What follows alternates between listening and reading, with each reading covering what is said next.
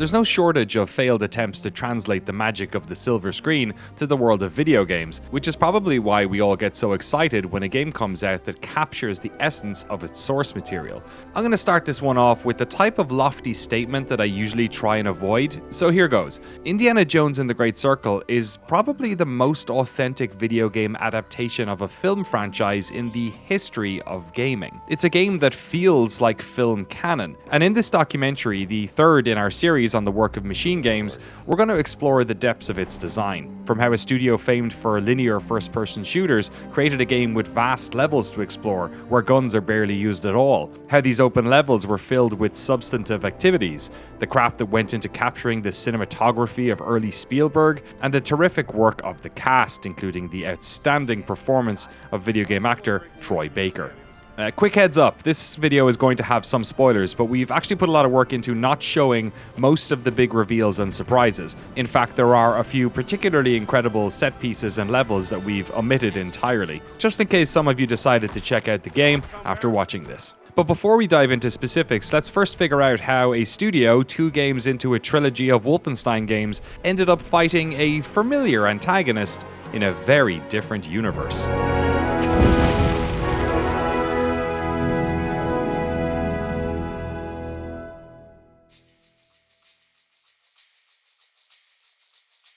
To be honest, it was very simple. It was just Todd calling me on the phone and asking, would you be interested in doing an Indiana Jones game?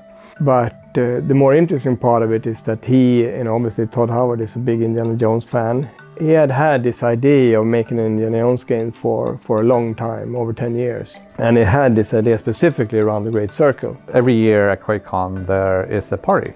And Todd Howard happens to be at this party. And he just casually mentions, like, would you like to work in Indiana Jones games? Like, yeah, I think you guys would be an awesome fit. Well, we're talking to Disney, if you get to choose. It's like, of all the things that they've done, the one that fits us best is probably Indiana Jones. It was just that same week, then I did that by myself, just wrote down, just did a high-level concept, just a small PowerPoint, this is what the game should be about. And then he said, yeah, super good. It was never something that they were thinking about doing internally at BGS Maryland, or? I don't think so. Maybe I don't know if he had actually thought about it. I actually haven't talked to him about that specific thing, but I don't think he felt that the studio was the right studio for it, considering their games they do is rather different. And the games that we have done over the years shown him that we would probably be a good fit for it. As many others within the studio, I'm a Indiana Jones fan, and there's a power fantasy of, can we just make the 80s type of style Indiana Jones? I very early on did my analysis in terms of looking at the old movies and trying to dissect what is core to the beginning of the Indiana Jones saga, and then trying to extrapolate that and reshape that into something that could be a working premise in terms of art bible or an art direction, going back to the basics and looking at what do we love about this character. But you can't just do that, because you also need a super interesting story, and you need fantastic gameplay, and you need tech to drive all of this. But we always start with a narrative. It comes down to fleshing out an interesting story to be told, and then trying to build out a world and an adventure around that narrative. So what we did was that we sat down in a meeting room like we always do. We have our big whiteboard. We start to write on some keywords, some post-its, and then we map out the timeline. And then we try to come up with those big story beats, the main ones that we want to focus on. And luckily, when we actually had that first draft of the story and the synopsis of it, and we had that first PowerPoint that we presented to Lucasfilm, everybody was very excited about it and everybody was on board. So we didn't really get any pushback in any way. Everybody was quite happy with the approach we took. And of course, Todd helped a lot in that process of actually building out that as well. The core of the narrative, in terms of what the premise is about, comes from Todd Howard. Like the Great Circle and these mystical locations forming a perfect circle scattered across the globe. And then when we started to look at, okay, what are those locations? What of those locations would actually make interesting gameplay? What of those locations would actually feed into the narrative that we want to tell? And how can we make sure that we have the maximum pacing in terms of mood and visuals and ambience and all of that? Writing a compelling Indiana Jones was just one of the giants that MachineGames were going to have to slay on this production. The other one was adapting to a brand new type of level design. While you could argue that Chronicles of Riddick: Escape from Butcher Bay had similar open-level elements, that was almost 2 decades earlier at Starbreeze. The studio tackling this project was mostly experienced in fairly linear first-person levels.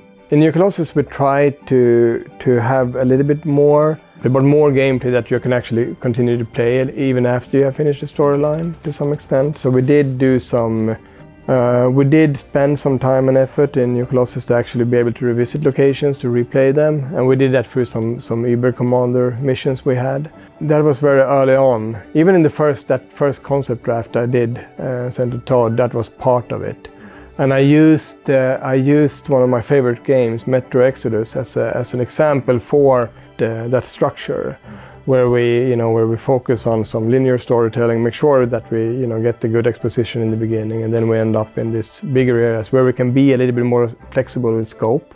I like the idea of just going out there, and then you can do a little bit of things. You have a little bit of choice. You don't have to just follow the storyline. You can do some side quests, etc. And I think we have a good amount of it, and I think we'll continue to work in pretty much the same way as well.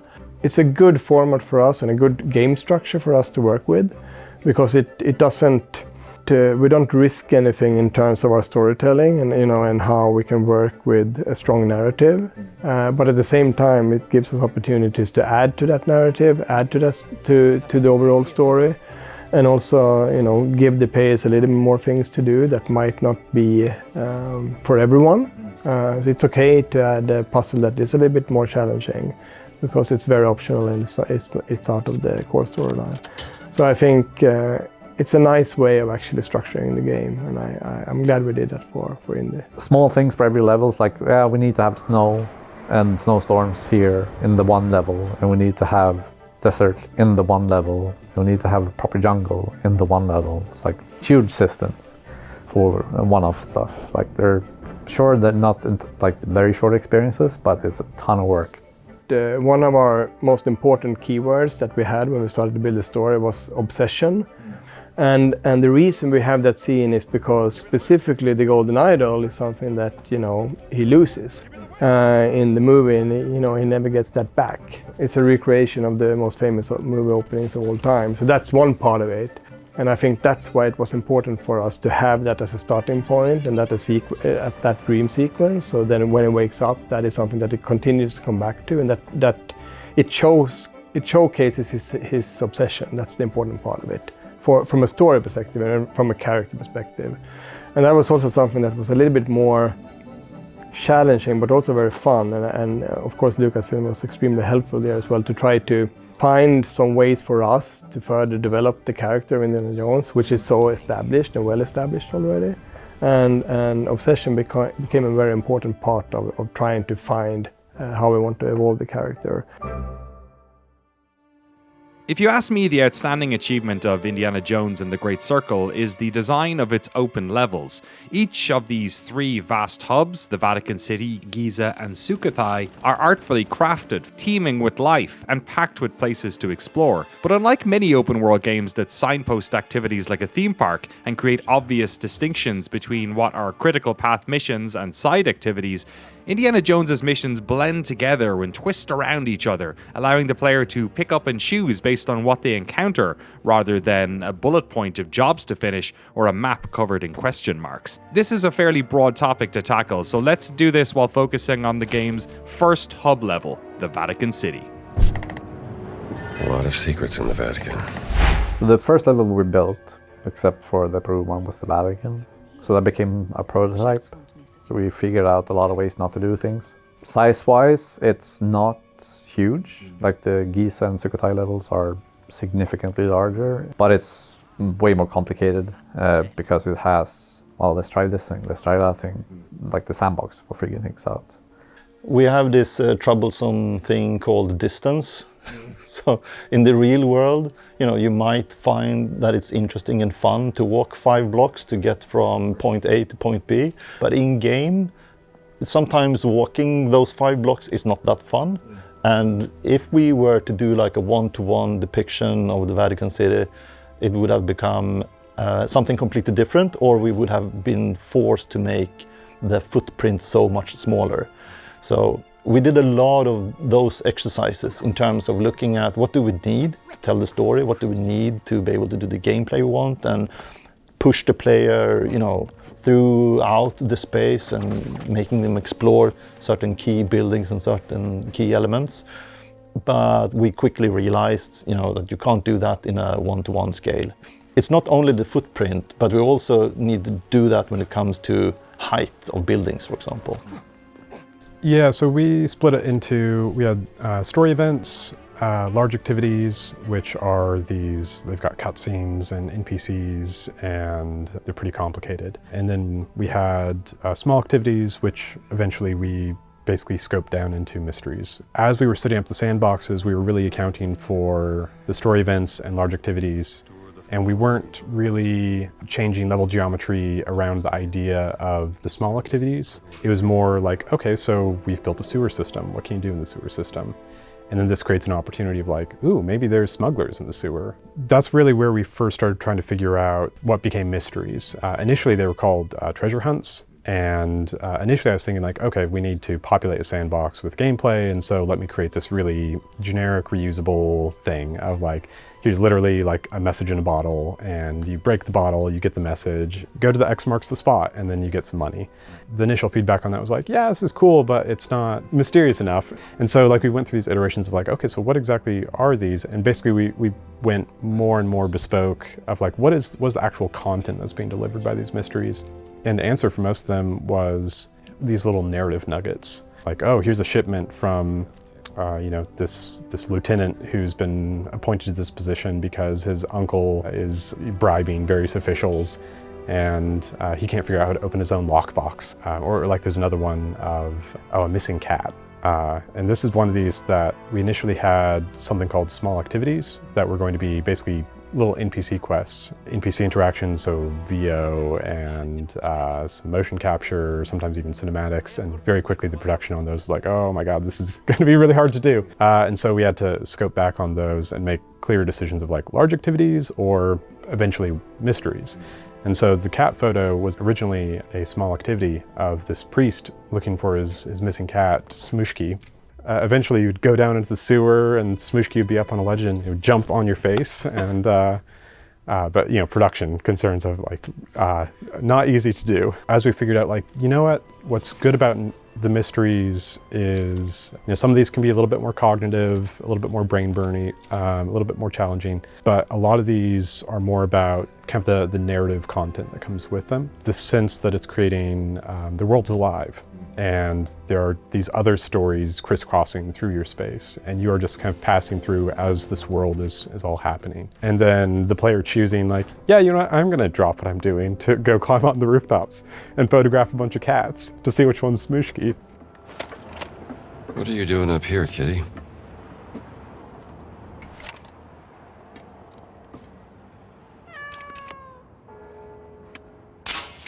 Senor Smushki, here you are.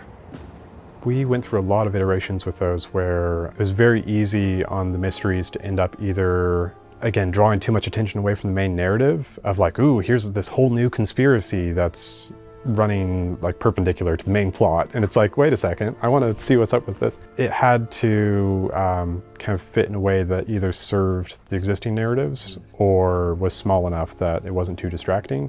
So just finding the balance in terms of how much from golden path can you stray away and take pictures of cats or do whatever without diluting kind of the main narrative. But the other thing that is also very important when doing this specific game is, does it feel like Indiana Jones would do this? Those were the things that we've been discussing and talking a lot about.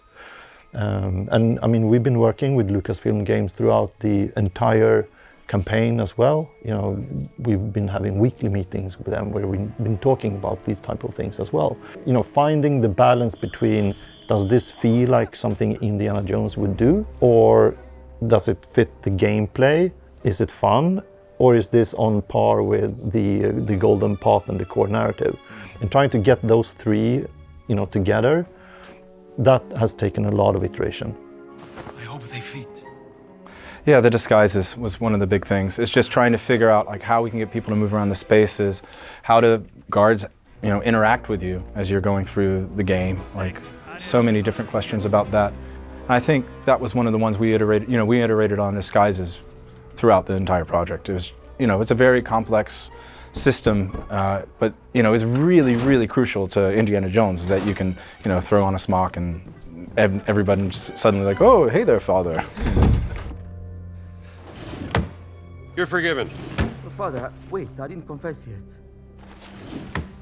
Hurry, let's get this over with. Father, forgive me because I've sinned. I had an affair with my mother-in-law and... It's all right. Just say 3 Hail Marys. No, Father, you don't understand. My wife is expecting a child and I fear that... What? Yeah, let me finish, please.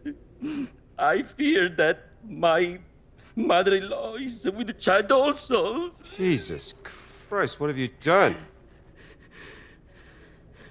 Wait. You are not a priest. Screw it. We could book another, we could make a standalone documentary just about fleshing out the journal and the content that goes into it. One thing that we said very early on was we wanted the journal of the game, like the menus for missions and all of these things, they should fit within a physical journal. The initial idea with the journal was to have it very physical. And I mean, the journal is iconic. It's kind of something you have to have. We had a team, the UI team was working on the journal a lot, and we had animators that were maybe not dedicated, but you had one go-to guy that would do a lot of the journal stuff. So we had some iterations very early on where we actually tried to really squeeze everything inside a book. One of those things that was iterated from the very get-go, very close to shipping the game. So I think one of the other things that helped with kind of fleshing out the sandbox is we did a big living world push. So Hannah Hoffman on the level design team was really driving living world, which was NPCs and also these kind of secret actions that you can do with the NPCs. And so we have a lot of these moments where you're just walking around and a character will say, oh, my hammer, I dropped it. And there's no quest attached to it. There's no, it doesn't pop up in your journal, but it's just this little reward for a player who's being attentive of like, oh, wait, that guy said something. Oh, But all that stuff, I think, contributed to this feeling of like, ideally, every corner you turn, it's something new and surprising, without also feeling like totally off the walls, chaos and randomness. I think that in the end, we managed to hit something that feels good, because for the player that really want to explore the world and find everything, you know, the 100% completionist approach, there's plenty for you to find. And for people that are maybe not interested in nailing all of that, they'll still have a very solid experience just going through, you know, the backbone of it, the Golden Path. But one thing that we said from the beginning is, regardless how much off track you are, it always needs to feel like you are Indiana Jones, and everything needs to somehow connect back to main story.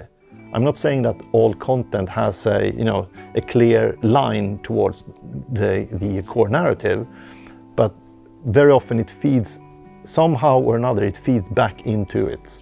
And I think that's been something where, you know, either if it's just like part of sensation that you're on exploration, you're on an adventure, and sometimes there are direct links and clues and hints about the main story. But that was very, very important to try to nail, to make sure that regardless what you do, you need to feel like you're on this grand adventure, and you should feel like you're Indiana Jones. I've been to the Vatican. I was there for a short trip, actually somewhere during the middle of this project, I think it was. Work trip or a fun trip? It was a fun trip. And yeah, the decision was had nothing to do with that. But I remember when I came back and, you know, the game was trucking along and I was playing through it a little bit and I was like, I remember that place. I remember that place. This looks like this way and this is, that sort of really baffled me.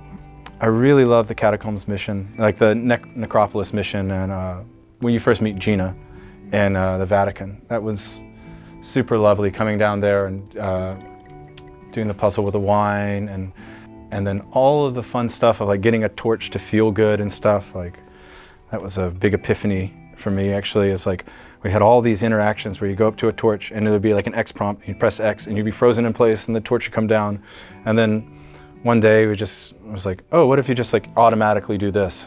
And that whole mission went from being like, you know, 2 out of 10 to 5 out of 10. We were like, oh, all right, yeah, we can move on from this. We're gonna make a good torch game.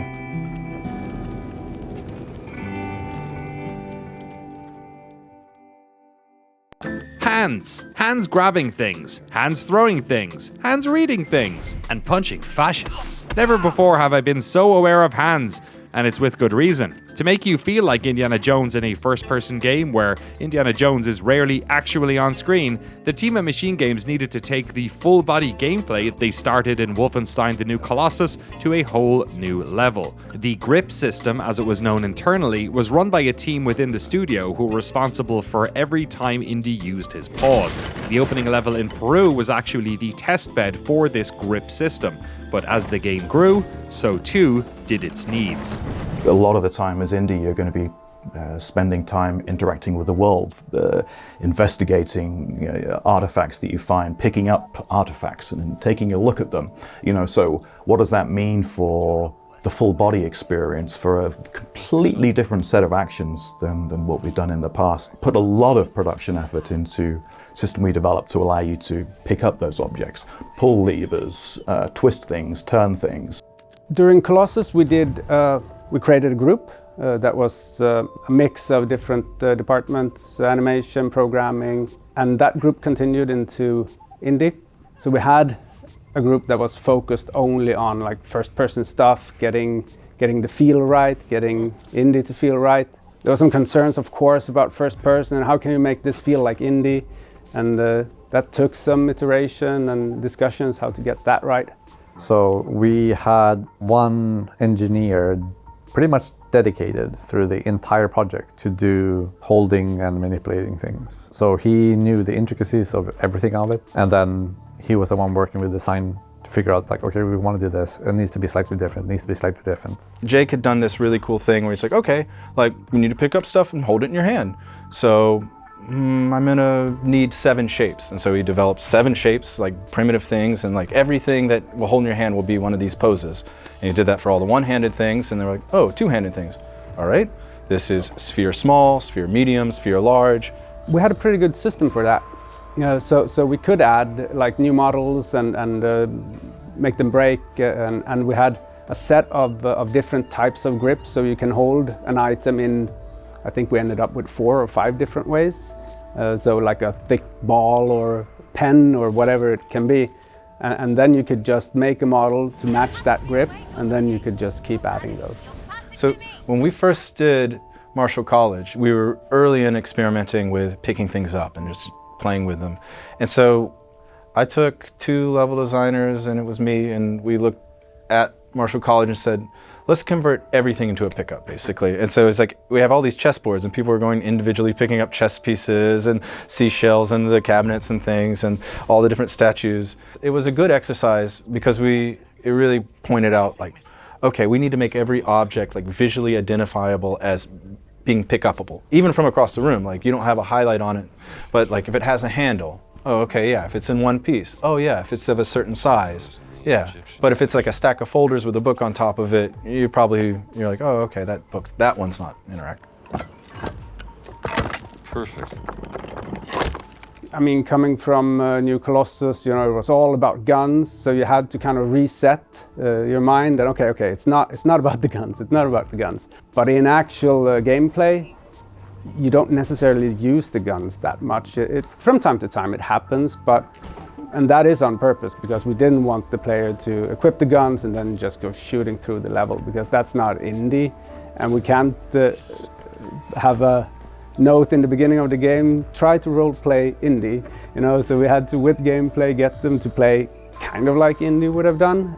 And I think toning down the guns and making them not as powerful as you might have expected. It's not like we're trying to make them feel weak or anything like that. We still want to have like decent punch in them, and all the animation should be right, and it should be correct for the gun.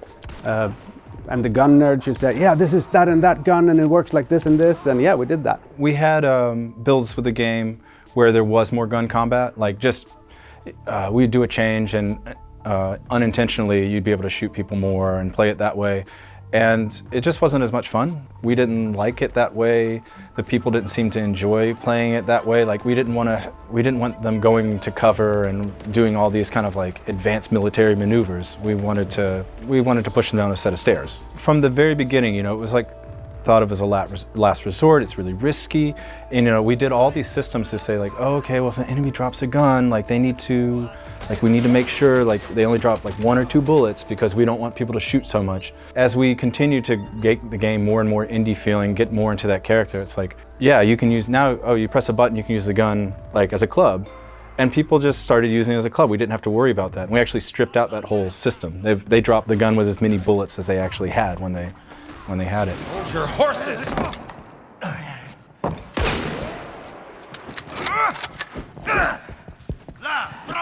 Carica un attimo!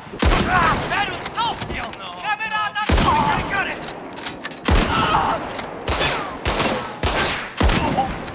When we were doing early playtests, actually no, even late playtests, people would get into Giza. You know, they would get 5 hours into the game and not realize they had a gun.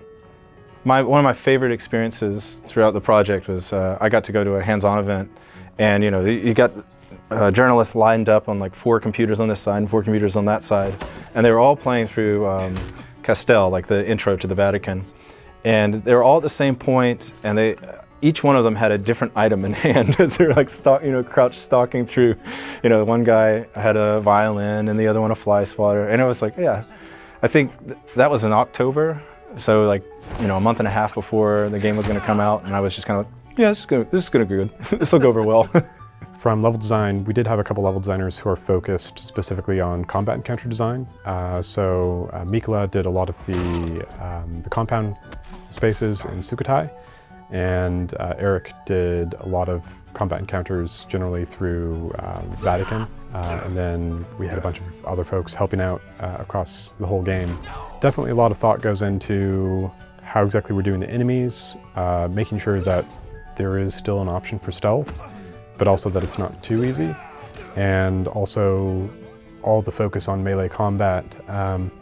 There's a lot of work of making sure that there's just plenty of these grip objects to pick up and be able to throw and melee around. And also like that these objects are thematically appropriate for the areas they're placed in. Well, we have the fly swatter. That's a good one. But no, other than that, there's some sledgehammers that are maybe a bit over the top, but they're fun. Yeah, we decided to dumb down a good bit of the enemies just to make sure that people could like take their favorite violin or favorite handbell and have some fun.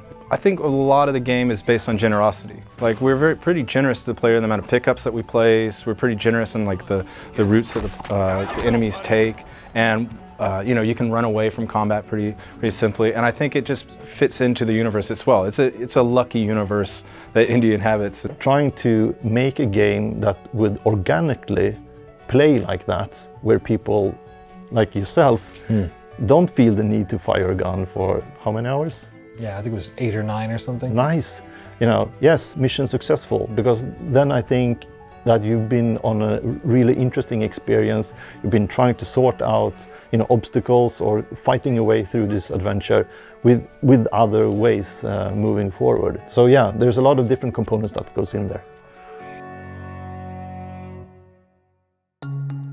The second open level in the Great Circle takes place in the shadow of the pyramids of Giza, a very different style of level to the Vatican, which came with a whole new set of challenges. For the Vatican, that was part of a vertical slice and then vertical chunk. And so that very early set foundations of like, here's how we want to do a lot of this stuff. But Sukhothai and Giza were in development at the same time. If you think about the Giza plateau and the area around Giza, you most likely will think, yeah, this is just like one big flat surface. How do we break this up? What will be the line of sight? Will I just, everything will just be flat ground with a couple of snakes crawling around? But I don't think that would have been proven to be that much fun in terms of navigating the sandbox. So quite quickly, making sure that, yes, there is layering in terms of depth and height. And you can't build upwards too much because you don't want to take away from the skyline of the pyramids. We do have some things popping up and breaking the skyline because of exactly that. They need to break the skyline, they serve as a visual beacon or a point of interest. But most of the time we instead like digging down because there is no one telling us how deep the mysteries in Giza actually goes, right? We're making the player aware and present the player with a lot of different possibilities and options to traverse the spaces with the whip. And when you get that mechanic going and actually get the hang of it as a player, it's really fun. A lot of fun and a lot of headache with that, all from the swinging implementation to the physics of the actual whip and a lot of iterations. How much should it be used? We don't want to overuse it. If you look at the movies, Indy uses the whip, but it's not like in every scene. To get that balance, that took some time, all the way to the end actually. After about a year into the project, we all took a look at the whip and we kind of said, okay, what we really want from the whip. What is the whip? And the goal was always like, it's going to be our gravity gun, right? It's going to be the coolest thing that's ever happened to a first-person shooter, and it's going to feel so unique and cool. And the whip was always okay on paper, though. It was always fine on paper. You can whip somebody, they're going to drop a weapon. It was I think most of our nerves came from this doesn't seem that cool, interesting, or fun. And the thing that really solved that for us, and the thing that really kind of sold it internally and got everyone to kind of understand how it could be really good, was when we just said, okay, we're going to just do a ton of animation work on it. So they have weird reactions. You hit them in the face and they do this. You hit them in the groin and they cover up. Or you can pull them onto their butt. It was kind of a new experience for me. Usually you can tell a lot of these features oh, this feature is not working because the rule set isn't good, because we don't have enough things that make it important. With a whip, it really was we're just not being funny with it. We're not showing the indie aspects of it. And it's difficult. It's a physical, a physics simulation, so it's just that makes it that much harder to get it to come to life. I think at one point we had the whip where it's you could just equip it and drag it around as well. That was really fun actually for a while. We had the challenge, of course, also to not just make it interesting, but also make it fun, and also make it good looking. So in terms of references, looking a lot on Raiders of the Lost Ark, and also by dissecting that image, but also looking at a lot of references, what you can actually see in a desert or in the region around the pyramids in Giza, and really start picking out the nuances, because it is not only just sand and brown and yellow. There are nuances in there, and you can get those nuances to come forth if you pay attention to them and make sure that you layer it up. There are segments of rock, there are dust, we have roads, and those will have a different type of contrast, and then we are scattering throughout obviously a couple of different locations where you can go to explore. We have a worker camp, we have some dig sites, there are some military camps, and other hubs of interest, a village, and then the pyramids themselves, of course. We needed to push everything in a little bit, so it becomes a miniature version to some extent, and that was challenging. To how condensed can you make this without it becoming too weird? And you'll find that a lot through trial and error. Move things in the map, run around in the engine.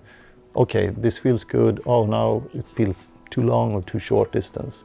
And we also, added this weird layer, of course, with the enemies. They are, have several different big dig sites. They are searching for something. What, And we could expand those basically how big we wanted, because this is fiction, right? There are several different military camp installments. There's a military camp HQ.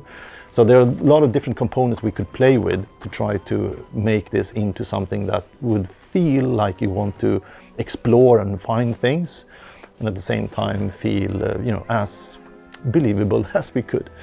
Mysteries were basically these opportunities to be like, we need something here. What can we do with that?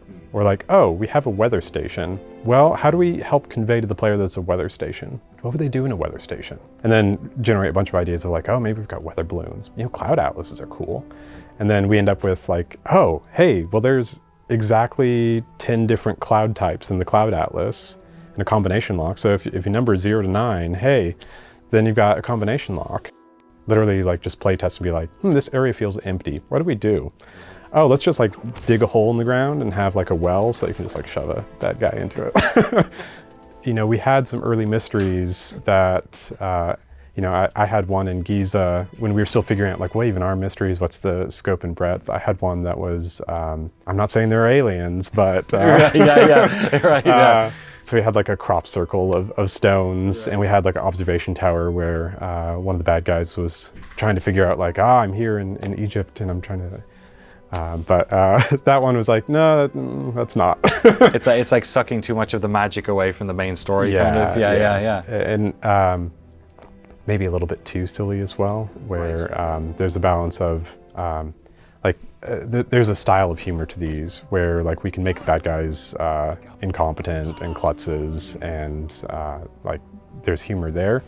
But if it's like zany gonzo UFO spottings, then it gets a little too far out there. In the Giza, there is a very big, cool acoustic chamber puzzle where you need to like align.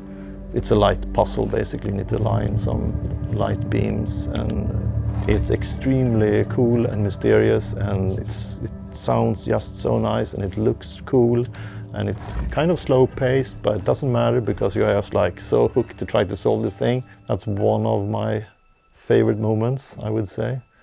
Just proves how much audio, what important role audio has when it comes to emphasizing mood and gameplay. Like I said in the intro, there are a few levels in Indiana Jones and the Great Circle that have wonderful set pieces worth highlighting, but for the sake of spoilers, we're going to stroll on down to the third and final open level in the game, Sukhothai. Once again, an entirely new biome with entirely new design challenges for the team to figure out. The trickiest part with it was also part of a very beneficial approach that we took, which is we said it's just been rain season, the entire area is flooded. Nice! Now we can move around with the boat. That's cool, that's fresh, that's something completely different from the other sandboxes. But what that also is basically creating is, again, this kind of flat, big surface where you are just like moving towards the horizon constantly, right? There's not that much, at least in the initial get-go, there's not that much of exploration in terms of height. But very quickly, again, there's a lot of military camp installments that has height to them. And as you will find out, as soon as you start lifting on stone blocks or peeking beneath the shrubberies, you will find a secret hidden temple underneath that goes way deep. Yeah, I think Sukhothai posed a lot of really hard challenges because jungle environments are like the total line of sight is pretty dense. You do get these glimpses of like, oh, there's something way in the distance, but very quickly foliage obscures it. But also the feeling of like, wait, can I path through here or can I not? And so there's a lot of challenges there of how do we indicate to the player like what's playable gameplay space. In some ways it would have been easier if we'd forced like, you can only get out of the boat here and here, and then everything along the river is just totally locked in. That would have made our lives a lot easier. But part of the fun was like, oh, here's a ruin. And it's like, okay, well, I was going this way, but like, let me just jump out of the boat and swim under something and then see, ooh, some goodies. And I think that feels more authentic to the kind of exploration that is Indiana Jones. Who are you? Who am I? Who are you? Don't come any closer. Take it easy, kid. I'm really happy with how in Sukhothai the Demon's Tomb quest worked out, where you meet Annika. That one, from a puzzle design standpoint, went through a ton of iterations to figure out. That one was really hard, but it ended up being one of my favorite puzzles in the game, and that's credit to Dominic. It's fun because it's like such a nice encapsulation of this indie adventure, but also it's totally optional, and so a lot of players just miss it, and that means that for a lot of players they're going back on a revisit to the map, and then they discover like there's this whole other dungeon. It's like, yeah. it's awesome. I think for me, when we get the opportunities on level design side to be generous to the player and make the player feel like, how did you guys do this? Is like, that's when I'm like, yeah, we did it. Indiana Jones and the Great Circle is a great looking game, but more than that, it's an authentic looking game. It mirrors the lenses, camera movements, and lighting of American movie making in the 80s. But achieving this was no small task. The team did initially attempt to simulate anamorphic lenses for cutscenes, but the complex nature of how much light they require and how much they bend light played havoc with the ray tracing system. And as the minimum spec for the game had to be an Xbox Series S, the decision was made to drop it. That said, you'd hardly notice. The cinematic language of Indiana Jones and the Great Circle feels in lockstep with the Spielberg movies it pays homage to. So, how did this come to be, and what about the cast of actors who brought it all to life? So the biggest thing was figuring out how to get close to the cinematic quality of Spielberg. The key thing was getting characters to look like characters. So over the years we've had decent looking characters, but this has to look like indie.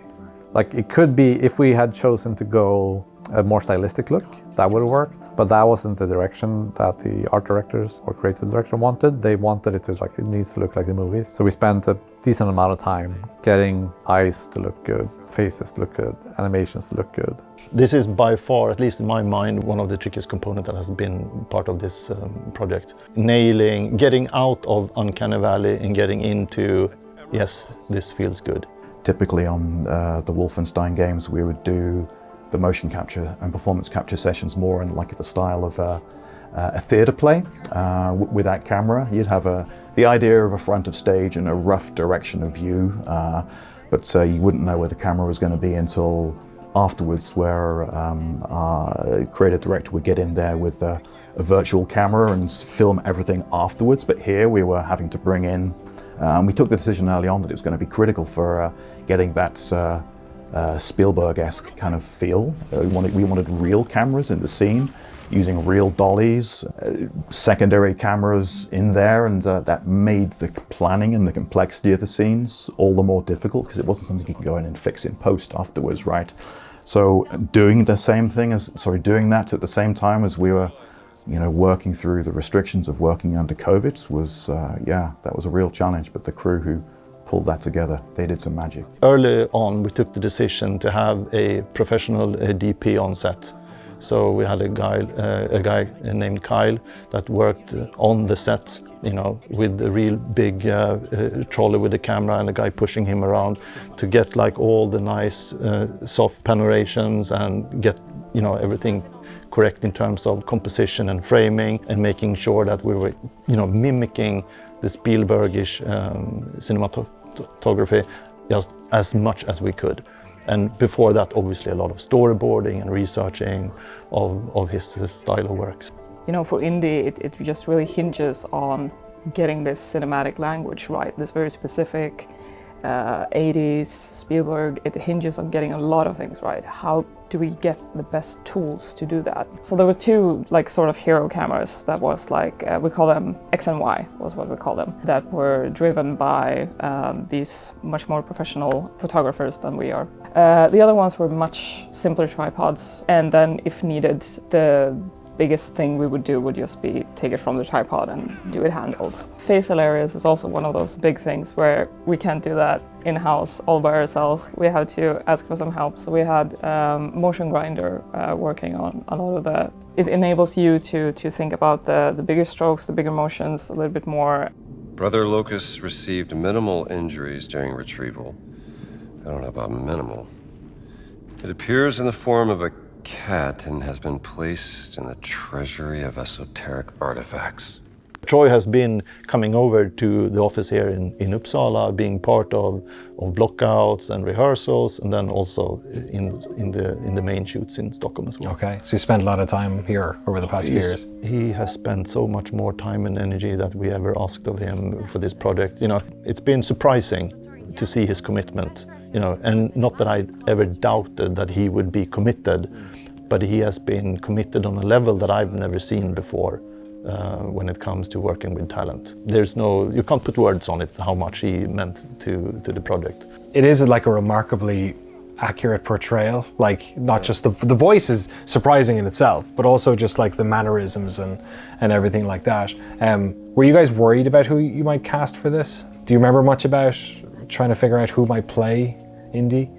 There was a lot of, different options in terms of who would be portraying Indiana Jones, but when Troy was submitting his audition, the game was over, and I've said this in a couple of interviews, but I'll reiterate it because it's true and it's just weird, because the first time when I've heard his test lines from audition, it's like, yeah, listen to this is cool. I was like, okay, yeah. Okay, so those were the reference lines. Now let me hear Troy. It's like, no, that was Troy. Like, stop it, you're kidding me. That's how good it was. It was like so obvious. Like when he was on, it was just okay. Thank you, everyone. This has been a good audition, but this is it. We got our guy. We got our guy. It's not only the voice. It's not only Troy Baker making I sound like Harrison Ford. This was very bad. That's pretty good. Yeah. Could have been you. Yeah, could have been me. But it's not only that. It is also just how he moves his whole body, because we're doing full performance capture. So he's mimicking the body language of a young Harrison Ford, specifically, obviously, Indiana Jones. But he's also mimicking his facial, how he smirks and blinks and do all the other things. And then the voice as well. And then often or most of the time in relation to some other talent, like for example Gina, played by Alessandra Mastronardi, or Locus, played by Tony Todd. Getting all of that data, which is obviously stellar performance by Troy, but then the process of getting that data, cleaning up, getting into the engine eventually, and making sure that the model looks good, that the skin tone is just right, albedo is correct, the eyes are just the correct nuances, how much stub does he have, all of these things, like color of the hair, and then the lighting, there's a lot of different components that goes in. So yeah, to me, singular biggest challenge we had. In August of 2025, MachineGames released a DLC pack for The Great Circle, which appears as a new quest line in the Vatican City. Titled The Order of Giants, it dives deeper into the mysterious origins of the Nephilim Order, the race of giants that Tony Todd's Locus belongs to. The idea was that we wanted to make this as an extension of the main campaign. So placing the beginning or spawning the beginning of it inside the main campaign is very convenient to make sure that it feels like this is, it's connected with the mothership, basically. Right. But quite quickly in the DLC, it is a story-driven DLC, we put you on a separate path outside the Vatican. But the intention has always been with the DLC to make sure that it feels just like a natural extension of the main campaign. We have set pieces, new enemies, new exciting environments, very cool puzzles, and then a narrative that is building upon the mystery of the Nephilims. The DLC is called the Order of Giants, so we are telling more about the secrecy and the cool aspects of this mysterious large race. So there is this interesting balance where we need to make sure that we do not spoil, obviously, anything from main campaign in the DLC. and it still needs to feel like it is this really interesting adventure of its own, but connected with the main campaign.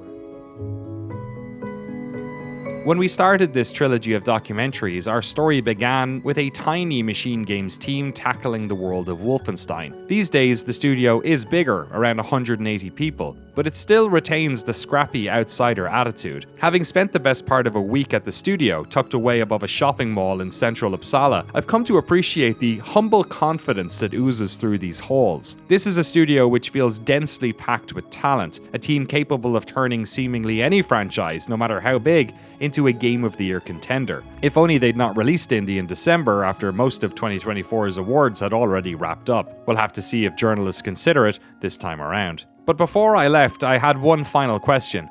In our first documentary, I asked Jörg about his time working on another movie franchise title. And 20 years after the release of Chronicles of Riddick: Escape from Butcher Bay, it seemed like they had once again struck gold in adapting a complex intellectual property based on a movie. Critically, and also, you know, within certain gamers, Riddick came up a lot in reviews of Indiana Jones and things like that. What do you make of that? You know, is it just people seeing a relatively non-combat first-person game, understanding your lineage and going, or do you think that there is something about the games that connects them? I think there is a lot of Riddick in the game, actually. And I think maybe more so than Wolfenstein, just because of the variety in gameplay.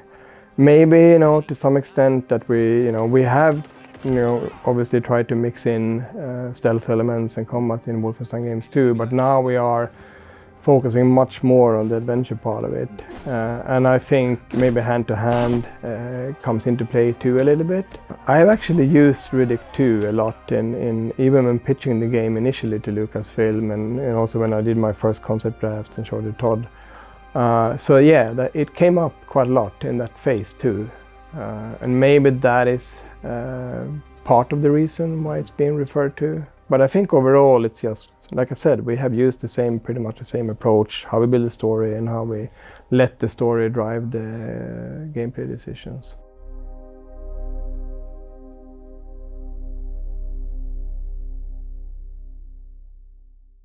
One thing I've always wondered is how hard is it to make handheld camera work not feel fake? So it is hard to do it if you try to keyframe it. It doesn't really feel natural. You don't get the weight of it. You don't do it. You just don't get it right. But mocapping it, that's part of the beauty with mocap. You can do it so quickly, so easily. If you know how to, you don't have to do the whole motion from the beginning. It's enough that you do this, or maybe do this turn, do this pan, do this everything, and then you just combine that with what you already have. Like we have shipped one game over the years where we haven't had a catastrophic failure during the last weeks. Really? Yeah, like it's inevitable. It always happens. So for Indie, we had it 2 weeks ago. The entire storage server infrastructure collapsed, so you couldn't access files anymore. So it affected everyone, basically. Yeah. So IT spent the weekend trying to rebuild everything, and after 2 days, they got it to the point where we can work again, but it always happens. There was a call for, like, we need to get just more of these items. People enjoy using them.